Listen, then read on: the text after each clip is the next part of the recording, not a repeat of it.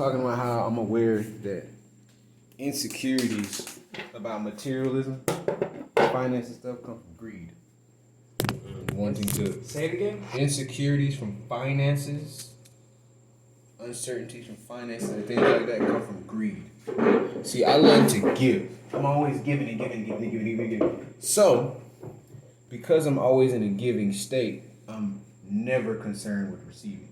At any point in time, always. Because that's an inevitable thing. However, I realized way back when I would sit still and do absolutely nothing, I would always be giving pain. And I go, wait a second. Now, if I'm focusing on what makes me feel good and pleasure, why is it that a situation happens randomly that gives me pain? No matter how peaceful I am, no matter how much I relax, something happens that'll fuck my day up. Why? I gotta have a healthy balance of pain and pleasure.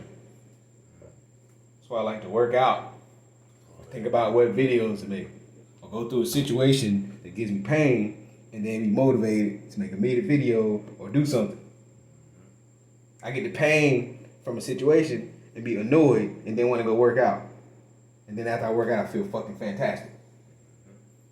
Literal transmutation. That's why the negative energy, it's a resistance to keep going. Like certain things that happen, put that pain on you so you can really want to overcome something. Because if it's just all positive, it's not nothing to overcome. It's just happiness, bliss. But when shit happens, that's when you're like, damn, now I really gotta work even stronger on myself. Mm-hmm. No? Every time. Literally. But that's what I learned from just attempting to meditate, just ground oneself every day, be still. What I realized is if I didn't at least make videos while I was grounding myself, like calling on and stuff, something fucked up would just happen that day, just randomly. Whether it be the girlfriend or the brother or some outside, it'd always be something. I wouldn't. I don't know if I have that exact interpretation of my reality, but I see what you're saying. It's like being stagnant. Mm-hmm. Nothing in nature is stagnant ever. It's literally constantly moving. Mm-hmm. If you go to a beach at night, right, and look at the water, it's moving. If you actually stay there until the rising, guess what? It's been moving the entire time, and it keeps moving the entire day. So it never stops.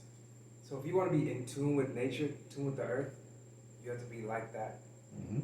Constantly moving, constantly active. As soon as you start being stagnant and boxing yourself off, ironic how I said boxing yourself off, because we like to stay in boxes, stay inside of a cube, a home, right? Because Babylon, or the Matrix, represents squares, a whole bunch of squares, the grid, it's a simulation. And that is not how our energy moves. Our energy moves through circles, cycles. It's a spiral. Spiral, mm-hmm. Spirit. Mm-hmm. Spiritual. Yeah. Spinning it. And I could vouch for this same topic right now. 'Cause I actually experienced this today. Me, Osiris, I decided to close myself off from understanding what I'm going through emotionally with other people. I decided to sit myself in the room, sit with myself, and not express what I'm going through, and be in stagnant energy. And by me doing this, I was sitting in that state, that depressed state. My mind's in a box. I'm sitting in there. My energy's not flowing. Then a situation popped up just to trigger me so that I will be moving again. Mm-hmm. And that's the point of certain points, triggers. Everything is guiding you back to being in flow with harmony again, with nature, with God, with source. So things will pop up as symbols to keep going, to show you okay, it's something in your reality, in you and I, that I have to now acknowledge to grow from. So do you feel like you were stagnating your energy, you were boxing it off? Mm-hmm. Yeah. Yes. So when you stagnating and concealing, what's concealed cannot be healed.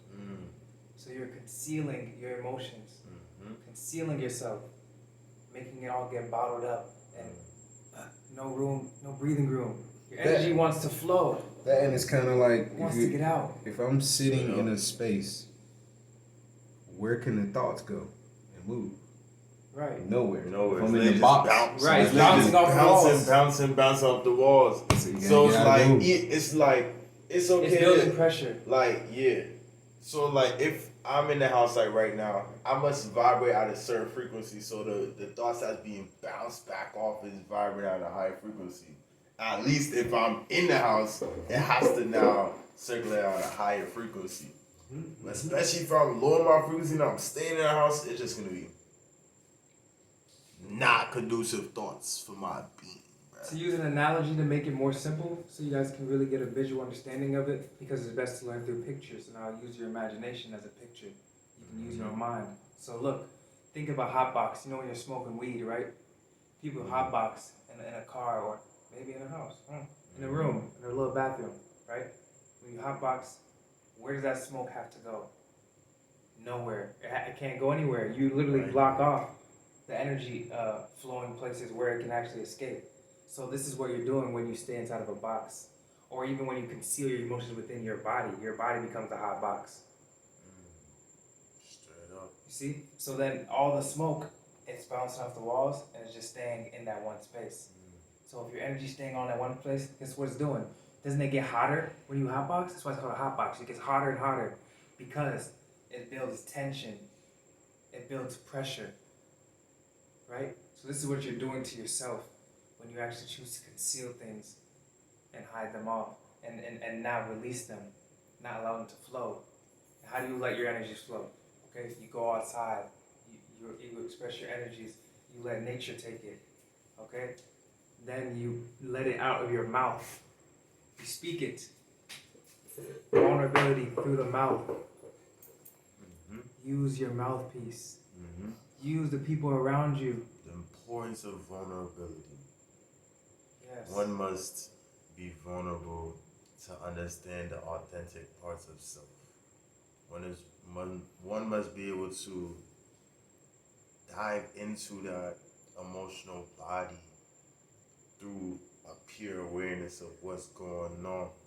When you're around the divine reflections of self, able to understand it from the purest perspective that one can accept in reality. So that's why I choose to surround myself around divine God. Reflections of me. Reflection of me. So that I can understand myself in the purest form when I am authentically being vulnerable. So that I can grow. Can I ask you a question? Yeah. So you said you blocked yourself off, right? You wanted to be isolated. What made you want to do that? What from your childhood might have brought you to get to that point? This is what got me to that point. What society and how society has programmed our parents, moms, dads, they program them in a way because they're so focused on work, job, that they don't have the time or energy to be there emotionally for the children. So with that effect, the children now have to learn how to be there for themselves when the mom's off at work, feeling that sense of detachment because the mom dies. And then they neglect your emotions. And then they neglect the emotions. So then I get to a certain point where it's like I get so used to like have to deal with it on my own that I don't know how to.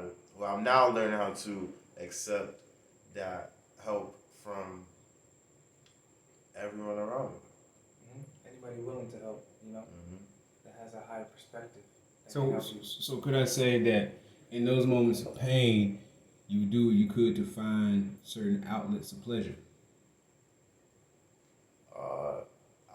I guess on my subjective, like I will actually sit with my pain. Like I will turn off the phone, everything. I just want to sit with it and really want to I want to be the one who okay, I need to be the one because I'm so used to be like, okay, I'm gonna be the one to understand this. At the same time, it's like me your perspective broaden from that space. So I need other people. Yeah. So I would need. So if I'm in a space of hurt, I absolutely have to have multiple perspectives. Yeah. Because it could be one person that has the one I need. Mm-hmm. Otherwise, it'd be a collection or a compilation that everybody said something, and it all of those different perspectives caused me to look at it clearly. Yeah, and that diffuses the energy. Yep. So that's why I like the video I made about importance of community. People are going through something isolated, you're not having, because if you're in one state of being and you're already at a low frequency by that experience, and then you're not having someone who's on a higher frequency at that moment to bring one back up, it's gonna stay at that frequency. It's gonna be harder to get out of it. Then you go into escapism. Then you go into like just want to escape from that. Escape. Then something happens and triggers and it brings it out, and you don't know why you're so triggered. You don't know why, because all that built up energy was in you, in I. So it has to have a healthy outlet So to pain transmute it. So pain has to have a healthy outlet. Yep, it does. Okay. And if it doesn't have a healthy outlet, then it's gonna come out in an unhealthy way. I could Pain also, will be expressed in an unhealthy way. If someone gets angry, starts yelling at you, start moving around, they want to fight. Why do they want to fight? Because they're hurt. Behind all anger is hurt. and it's miscommunication. Because typically when I can clearly communicate and clearly understand somebody, it's really hard for me to be fighting and upset and arguing. It's just me not being able to get through to myself or another image of myself. So voila, now I'm like, and then when you get in that triggered space, is like it's like you see it from a more subjective viewpoint, because all that emotional thing that's coming up, you're not really seeing as clear. You feel me? So like boom, like bruh, we gotta be able to like raise the new generation to be able to understand their emotional bodies and not neglect themselves. it starts with me though. It starts. As long as I'm mastering myself, I necessarily don't have to be as concerned with the others, because they're gonna end up following the pattern. I mean, it's easy for me to see what's successful that a person's doing and be like, all right, I want that, so I got to figure out how they're doing it, what are they doing, etc., etc. So as long as you're being the example, you're good. Go ahead. That's true, because if you see like your parents, your mom and dad, if you grew up with parents that showed you healthy patterns, you're just gonna copy those healthy patterns. But if you've seen unhealthy patterns, you're gonna copy those unhealthy patterns. Because kids are just like empty slates. You're an empty slate. You get filled up by what your parents are. You get influenced heavily by your environment. You get programmed. So, to be aware of it, to change, to rewrite the pattern, because on the God frequency, guys, able to rewrite its own patterns when it's aware of what's going on. But if you're not aware of it, it's gonna keep on playing out. And you're not gonna understand what's going on until you face a reflection of who you are. You're gonna see, and universe, God, source sends situations to show what's in there. You can't hide nothing, bro. Like, it's going to come out. Like, it's gonna happen. It's like boom, and it's gonna, so you can grow, so you can heal. Like, it's all for the universe always working for you, never against you, yo. Like, for real. And the universe sends you pieces of you to help you. I am piece of him, piece of Talib to help my own self. We're all in this together. We're not against each other. Okay? It's one frequency, one mind. So we just have to know that we have pieces of ourselves to help see our own self outside of ourselves. And I can see his patterns, because this journey is all about self-recognition, self-realization of your own patterns in your own ways. So I want to see my patterns. I'm constantly analyzing my patterns. Where do I have inner turmoil? Where do I might feel sad? Why do I feel happy this time? I want to know and analyze why I'm feeling these emotions. I want to know the reason behind it. And right? And if I can't figure it out sometimes, maybe I can talk to Osiris and he can tell me perspectives that he's seen in certain patterns that I do, to actually tell me, oh yeah, you actually do this. Because I might not be able to see certain things that I do. Because he is an outside version of me, what he's not truly outside because everything's an extension of me, but he is an outside version of me that can see different kind of patterns that I may not be able to see. That's the importance of having a tribe and having reflections that are on your frequency as well, that are around you. You see? Mm-hmm. Wonderfully articulate. Articulate, yeah, very articulate. Mm-hmm. Yes, when I speak, I speak for clarity, absolute clarity, because I want myself to understand myself, because I am you. Jewel Pookrum likes to say she says other images of myself. And I like that concept because it's all pictures, it's all my imagination. So I'm always looking at different images of me. Yeah, image and action. Yeah. Right. Imagination. The action of images, yeah. He said other images of me. So I'm assisting other images of me because they're learning through pictures and patterns and stuff anyway. So as long as I'm doing the patterns in their face, it's easy for them to learn. From drinking water, from working out, and from gardening, as long as I'm doing the patterns in their face, it's easy for them to learn because they can just mimic. Yeah, they got the something pattern showing of example. united, the pattern of seeing black men together, the one house of understanding self on a divine level. That's a pattern that needs to be shown and seen. Want to build, develop kingdoms, you must unite. Yep. And what is the kingdom of heaven? The kingdom of heaven is a mindset. It's a mind state. We're building up the kingdom of heaven right now. Literally. In the mind.